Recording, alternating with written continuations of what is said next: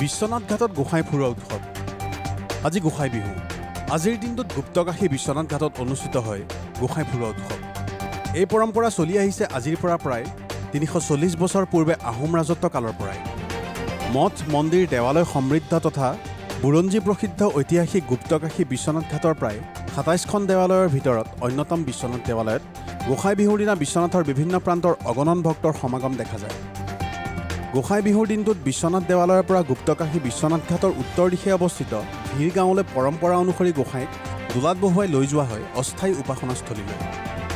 নিশাৰ ভাগত পুনৰ গোসাঁইক পূৰ্বৰ স্থানত অৰ্থাৎ বিশ্বনাথ দেৱালয়লৈ লৈ অনা হয় এই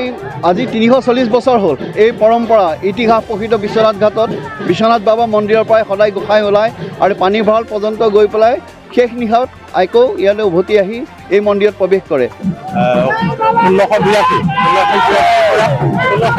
পৰা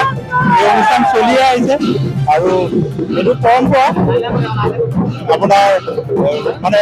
জেনেৰেশ্যন বাই জেনেৰেশ্যন এটা পুৰুষৰ পৰা এটা পুৰুষলৈ আমি চলাইয়ে আহিছোঁ এতিয়া আমাৰ ভাগত পৰিছে বিশ্বনাথৰ পৰা ৰমেশ চন্দ্ৰ চৰেণৰ ৰিপৰ্ট মহাজাতি ইণ্টু 24 লাইভ